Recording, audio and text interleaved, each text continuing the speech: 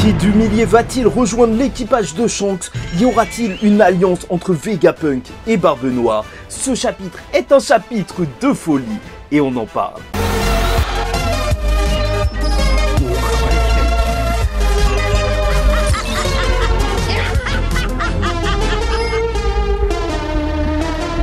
Mesdames et messieurs, ici Chaz, on se retrouve aujourd'hui pour la review du chapitre 1079 de One Piece, les pirates du Roux, un équipage d'empereurs. Un chapitre juste excellent et qui nous montre dès la page cover que ça y est, la finalité vraiment de l'histoire du Germa, c'était la constitution des Mads et ils feront un grand bruit à l'avenir lorsque Vegapunk va tomber, parce que je sens qu'il va tomber là avec tous les événements qui sont en train d'arriver. Et commençons tout de suite par cette histoire de Vegapunk et Barbe Noire, étant donné qu'on a un flashback sur York quelques heures plus tôt où elle discutait avec les Séraphins, elle élaborait une stratégie, elle s'était rendue compte que le gouvernement mondial n'allait pas l'aider et allait tuer tout le monde, même les Puka. Ah, c'est dommage, elle aura bien tenté. Et donc, elle demande aux Séraphins de tuer absolument tout le monde au-dessus, donc CP0, Mugiwara, Vegapunk, à part Stella, et bien sûr laisser les gens qui sont en train de s'évacuer de l'île. Bref, et surtout, ils ne doivent pas toucher à une zone particulière. Et là, on n'a pas plus de mention sur ça. Est-ce que c'est la zone où est enfermé les différents CP pour qu'elle puisse les utiliser ensuite comme otage, ou peut-être bien qu'elle parle de la zone où se trouve en réalité le cerveau d'Egghead, le cerveau de Vegapunk, car elle compte l'utiliser. Parce que, encore une fois, j'y reviens encore et toujours. Oui, je pense qu'à la fin de cet arc avec Vegapunk, ce qu'il va se passer, c'est que son rêve va être réalisé, même s'il meurt. Partager l'information, connecter les personnes en partageant l'information à propos d'Ora. Partager ce qu'il a découvert sur le siècle oublié et que tout le monde ait cette information, ce qui lancerait et précipiterait une guerre entière et totale dans le monde de One Piece. Et donc là, c'est vrai, Luffy et déjà Yonko, on n'est plus qu'à ça de la fin de One Piece et c'est l'événement qui peut faire tout basculer. Après, c'est vrai que normalement il parle d'une salle, donc l'œuf ça fait juste partie de l'île, donc peut-être que la salle c'est la salle où se trouve Bonnie en ce moment, là où se trouvent les souvenirs de Kuma, parce que le pouvoir de Kuma, c'est vrai qu'il serait parfaitement adapté au partage d'informations. Peut-être que ce serait le câble pour partager les informations de Vegapunk. Dans tous les cas, le plus gros, c'est qu'elle nous parlera d'un plan de secours qu'elle a, même si le gouvernement mondial est en train de lancer un Buster Call x10 sur l'île de Vegapunk. Et alors que l'évacuation a lieu, alors que la panique est en place, ce qu'on voit, c'est juste un bateau de Barbe Noire qui est en train de se diriger vers Egghead. Et à partir de là, toutes les spéculations sont bonnes à prendre.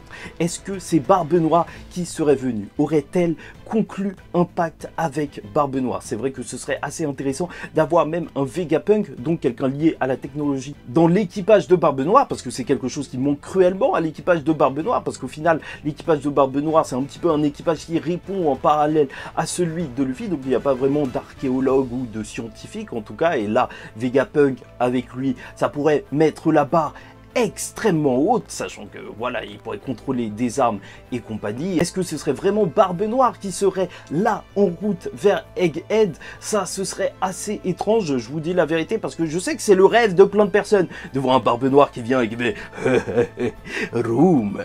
Et bien sûr, ça, ce serait hyper impactant. Tu vois, j'ai des frissons rien qu'en en parlant, mais malheureusement pour moi, en réalité, Barbe Noire, là, son histoire, elle se concentre sur l'eau, sur Garp. Il va se passer des événements annexes juste énormes. Et je pense que la personne qui vient de l'équipage de Barbe Noire et qui est là aujourd'hui, c'est Aokiji. Aokiji. Parce que tout simplement, les parallèles sont là depuis le début. Avec bien sûr la destruction de l'île d'Ohara, Aokiji pourrait se retrouver encore une fois du côté des gentils, essayer de combattre le gouvernement mondial, cette fois plus directement, et peut-être qu'on pourrait en découvrir plus sur ses réelles intentions. Surtout que cet arc il fait aussi un petit peu parallèle avec Punk Hazard qui a lancé la grosse saga contre Kaido, et donc on lance la saga finale, et quoi de mieux que de retrouver un Aokiji qui, à chaque fois qu'il y aurait des magouilles avec le gouvernement, maintenant qu'il n'en fait plus partie, essaye de régler les choses à sa propre manière. Et franchement, on va pas se mentir, juste le Aokiji Kizaru, juste pour le voir combattre face à un amiral de la marine, ce serait juste incroyable. Et je trouve que même graphiquement, en fait, ces pages où on voit Barbe Noire arriver, tu sens vraiment que c'est un chamboulement même dans les événements, par le simple fait qu'Oda, tu vois, il y a une surcharge graphique dans ce qu'il raconte, et même en fait au niveau du texte. Normalement, tu as des bulles un petit peu partout, et juste nous laisser comme ça avec une page et demie, en fait, 2-3 cases complètement vides, juste avec le bateau de Barbe Noire qui arrive, ça lance directement un énorme impact sur le lecteur. Et c'est ça qui est fort avec Oda. Et bref, n'hésite pas à liker ou disliker la vidéo parce qu'on va arriver à la grosse partie du chapitre. Commenter, donner ton avis en commentaire et t'abonner. Parce qu'il est temps maintenant de parler de Shanks le Roux et de Kid. Est-ce qu'il va y avoir une suite à l'histoire de Kid? Est-ce que son histoire est terminée? Dans tous les cas, il se trouve à Elbaf. Et autant être honnête dès le début, hein. Je suis youtubeur, il y a d'autres youtubeurs. Voilà, on sait comment ça marche. Je sais qu'il y a des petits... des petits vicieux qui suppriment leurs théories et tu vas voir, toutes les théories, oui, Kid va devenir un empereur aux côtés de Luffy à la fin de One Piece, bah tu vas voir, ces vidéos vont totalement disparaître du YouTube français. Puisque voilà, on retrouve un Kid qui est choqué de la fidélité même de l'équipage de Shanks et surtout, en fait, pas choqué de la fidélité, mais surtout choqué de quoi ils ont l'air, puisque t'as un vieux papy, t'as une princesse bourgeoise et t'as même un mec qui ressemble à un singe. Shanks, il est vraiment fan des singes et il se dit que c'est juste n'importe quoi, même s'il y a des gros noms à ses côtés. C'est vrai que si c'est les premiers mecs de la flotte de Shanks que tu vois, ah bah, c'est un petit peu un équipage de zinzin, tu vois, limite, ils auraient plus leur place du côté de Baggy, mais en réalité, on apprendra que Shanks les a mis sous ses bannières pour les protéger. Et ça, c'est vraiment juste incroyable. Là, directement, Oda, il te le dit. Shanks est un personnage bon, est un personnage vertueux qui protège les faibles et les personnes ont confiance en lui. Sa flotte a totalement confiance en lui et même si certains diront, oh ouais, ça a l'air d'être la flotte la plus nulle de tous les 4 empereurs. Au final, il a aussi les géants de son côté, donc en fait, ça rééquilibre un petit peu. Et j'y reviens encore une fois, et je sais que certains vont trouver ça complètement zinzin, mais étrangement, depuis qu'on voit Shanks à Elbaf, à chaque fois qu'on le voit, il nous parle du temps. Là, il nous dit qu'il n'a pas vu le temps passer, encore une fois, et c'est vrai qu'avec la mort de Roger, qui est décédé, donc alors qu'il n'était pas arrivé au bon moment pour le One Piece, avec Marineford, où il a combattu Kaido et il a eu le temps d'arriver jusque là-bas, alors ça devient de plus en plus bizarre. C'est vrai qu'il y a eu cette grosse théorie sur le fait que Shanks est un fruit du démon lié au temps. Mais bon, elle a été anéantie par les informations d'Oda, mais au final, est-ce qu'on peut vraiment lui faire confiance? Je dis ça comme ça, hein, juste comme ça. Un auteur peut changer d'avis, ou même cacher des informations. Sait-on jamais, hein, ça se trouve que le Gomu Gomu no Mi, en fait, c'est le Nika Nika no Mi. Là, je sais pas, hein, je dis ça comme ça. Ou peut-être juste qu'il a atteint un niveau de haki tellement supérieur qu'il peut maîtriser le temps d'une certaine manière. Et de toute façon, c'est ce qu'il va plus ou moins nous faire lors de ce chapitre. Donc peut-être que c'est juste symbolique en fait. Shanks, c'est limite celui qui peut utiliser le temps à sa guise. Et je tiens à le dire, Oda a été un véritable boss pour nous présenter Shanks lors de ce chapitre. Pourquoi Shanks est un vrai bonhomme? C'est qu'il va demander à Yasopp si ses blessures sont guéries après son combat à Wano. Tu vois, il veut même pas affronter quelqu'un de blessé en réalité. Tu vois, ça c'est un homme, un vrai. Un homme qui ne veut pas tabasser des blessés. Un homme qui n'attaque pas les plus faibles. Un homme qui ne lancerait pas sa milice face à des gens en pleine manifestation dans le pays des droits de l'homme. Mais qu'est-ce que c'est? Quel gauchiste qui m'a écrit ce texte? Emmanuel Macron. Et là, très intéressant, puisque Shanks va même demander des informations sur Barbe Noire. Déjà, aucun respect, tu vois. Le mec, il a face à lui Kid, qui est prêt à tout dégommer, et il demande des nouvelles de Barbe Noire. Parce que vraiment, il s'inquiète pas du tout de Kid, et surtout, en fait, ce qu'on peut comprendre, c'est que, apparemment, il pensait qu'il viendrait à Wano, et donc peut-être que Shanks s'était ramené à Wano pour surveiller Barbe Noire. Il semblerait qu'il soit parti là-bas pour ça. Bon, après, Oda, tu peux pas me la faire à moi, parce que on sait très bien qu'il était là pour promouvoir le nouvel album d'Uta. Yuta, je sais même plus comment elle s'appelle. Et c'est donc là qu'à la manière d'un fan de One Piece, Shanks va découvrir via un petit CV, donc, les informations sur Kid. Bien entendu, ça a fait beaucoup de bruit dans notre monde réel, quand Oda, en fait, il a juste lâché en SBS ou je sais pas quoi, les informations et l'histoire de Kid, où il était amoureux d'une autre fille avec Killer, et au final, c'est comme ça qu'ils sont devenus des meilleurs amis. En fait, voilà, il a jeté son histoire à la poubelle. Apparemment, Shanks aussi, il est choqué. Ça sent de plus en plus que le rythme d'Oda s'accélère, tel un Macron sous cocaïne. Poudre de perlimpinpin. Et bien sûr, ce qui le choquera, c'est surtout la violence dont a fait preuve Kid lors de son ascension, les boucheries qu'il a réalisées, parce que ce n'est pas un enfant de cœur. Et c'est là que c'est un point assez important, et c'est pour ça aussi que je pense qu'il ne pourra pas rejoindre même plus tard l'équipage de Shanks. Absolument aucune chance. T'as capté ou pas? Aucune chance. C'est là qu'on va avoir le droit à la démonstration du maître du haki, puisque Kid va se préparer avec un gun géant juste à tirer sur tout ce qui bouge, à juste exploser la flotte de Shanks avec son Daim Punk, son énorme bazooka. Et ça, Shanks va le voir en voyant avec son haki du turfu. Et là, son haki du turfu, il est vraiment à un autre level, puisqu'il va directement avoir le temps même de dire à Doggy Broggy, mettez-vous en position, et dire à tout le monde de s'écarter, et ensuite de sauter devant Kid. Tout ça juste après qu'il ait vu le futur. Donc pour te dire à quel point vraiment il doit voir loin dans le futur. Et là, il va directement prendre Kid par surprise en lui lâchant une attaque juste énorme, le Kamuzari, donc la capacité de Roger, le trépas divin, celle qui avait fait voler Oden Kozuki, et une capacité qui fait même s'effondrer les pirates de Kid, tellement il y a du haki sans même les toucher, tu vois, c'est juste le haki, ça y est, il tombe dans les pommes quand il y a cette attaque, il voit cette page, en fait on dirait les fans de Shanks, quand ils ont vu cette page, ils sont tombés aussi. Et bon, c'est vrai que ça a relancé le débat Shanks-Mihawk, vu que certains disaient que non, mais Shanks il se bat pas à l'épée, c'est quelqu'un qui se bat avec d'autres choses, il a une épée juste pour rigoler. Là, on le voit bien, il se bat avec une épée. Et donc, si Mihawk est un meilleur épéiste, bah, c'est juste que c'est un meilleur épéiste. Qu'est-ce que tu veux que je te dise? Il doit avoir plus de capacité, enfin de technique à l'épée. Voilà, bref. Mais surtout, en fait, je veux même pas rentrer dans ce débat. C'est juste que il faut aller aux conclusions. À quoi nous sert le débat Shanks-Mihawk? Ça nous dit juste que ce poisson est quand même dans le top 10 du verse. Quelle humiliation!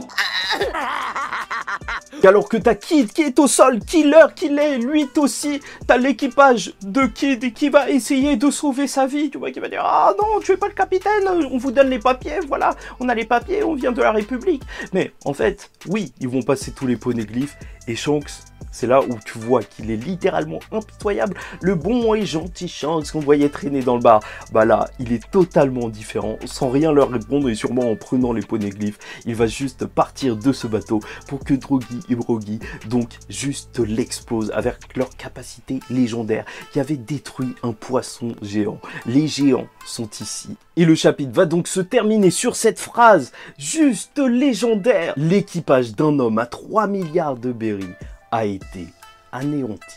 Ah oui, là, ça envoie du lourd. Ah, c'est bon ça. Oda Remezan. Et donc, le haki du turfu de Shanks est bien sûr extrêmement développé. On l'a vu l'utiliser lors de ce chapitre. Je sais pas s'il voit 15 secondes, même 20 secondes à l'avance, ou ça se trouve que c'est beaucoup moins. Mais dans tous les cas, crois-moi, dans l'animé, ça va durer 3 épisodes. Donc, on peut dire, en temps d'animé, ah, c'est énorme. Hein, ça se trouve que ça va nous faire une planète Namek, là. Ah oui, oui, oui, il peut voir 9 épisodes dans le futur, c'est impressionnant. Ça équivaut à 2 pages dans le manga. Mais surtout, ce qui est fort, c'est que Oda nous a refait encore une fois l'introduction du personnage de Shanks. Si au tout début de la série, on l'avait vu dans un bar en train de rigoler, et là, on l'a vu de la même manière être réintroduit pour cette saga finale, au début de la série, on l'avait aussi vu dire que si on touchait à un de ses camarades, à un de ses nakamas, il ne pardonnerait personne.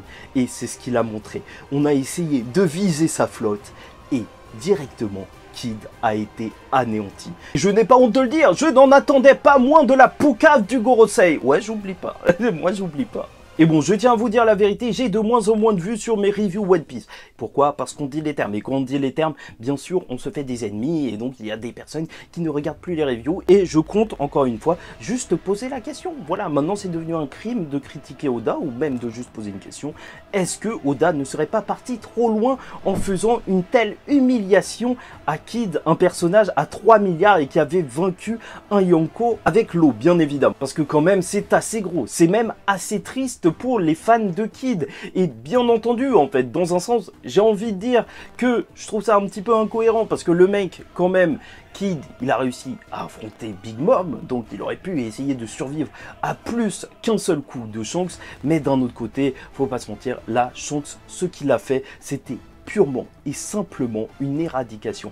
Il a tenté d'éliminer Kid dès le début. Parce que certains comparent ça au fait que Kaido, il one-shotait Luffy et que Luffy tombait dans les pommes au début de Wano. Mais non, moi je compare ça carrément à ce qu'a fait Kaido à la fin, se transformer en énorme dragon de feu, sauf que là, Shanks, donc, il a utilisé une peut-être de ses plus puissantes capacités, c'est quand même une capacité de Roger, face à un homme qui n'était même pas prêt, enfin, il s'y attendait pas à se prendre ce genre de capacité. Donc, en vrai, je trouve ça logique, même si, en fait, c'est vrai que ça fait du mal au personnage de Kid. De toute façon, je reviens encore une fois avec un mini-mot sur les débats de puissance. Pour moi, les débats de puissance, ok, on peut les avoir, mais ils sont pas vraiment à prendre au pied de la lettre dans One Piece. Ce qu'il fait avant tout, c'est de raconter une histoire. En fait, tu peux même transposer ça à la taille des personnages. Parfois, tu as l'impression qu'il y a des personnages qui sont géants, qui font 18 mètres et tout, et on ne comprend pas vraiment les échelles, mais c'est normal. C'est la même chose pour les échelles de puissance. En fait, Oda, s'il veut qu'un personnage tombe, s'il veut mettre un personnage en valeur,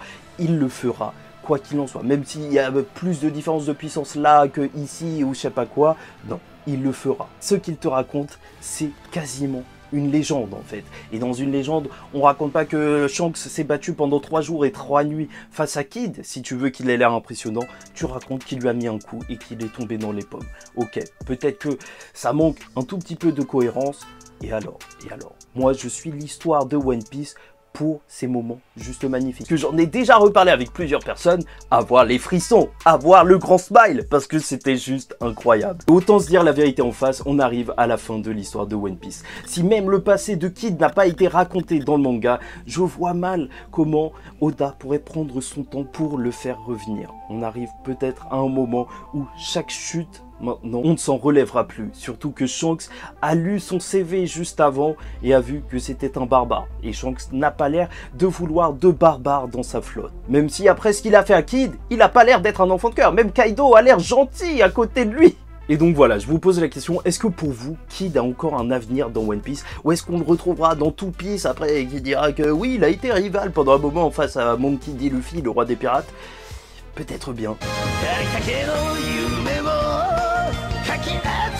Après, sait-on jamais, c'est vrai qu'Oda a du mal à laisser partir ses personnages et en plus, Shanks n'a pas laissé de blessure apparente à Kid. Enfin, il n'a pas un gros trou en plein milieu du bide, mais bon, vu qu'il est tombé à l'eau à la fin du chapitre, est-ce que Shanks va aller le repêcher? Ça, rien n'est moins sûr. Quoi qu'il en soit, ce chapitre a encore rappelé que Shanks faisait partie de l'équipage de Roger. Il utilise les mêmes capacités. Peut-être que ce sera lui qui aura exactement le même style que Roger et donc qu'au moins on pourra voir le personnage de Goldie Roger à travers lui et surtout se rappeler que ce n'était pas un enfant de cœur, qu'il pouvait être un démon. Je te rappelle que Squalo a eu tout son équipage qui a été tué par l'équipage de Roger. Si tu te souviens de lui, c'était le fils préféré de Barbe Blanche, ouais, le meilleur fils. Et quoi qu'il en soit, Oda a mis 25 ans pour nous montrer une seule réelle attaque de Shanks et il nous a pas déçus.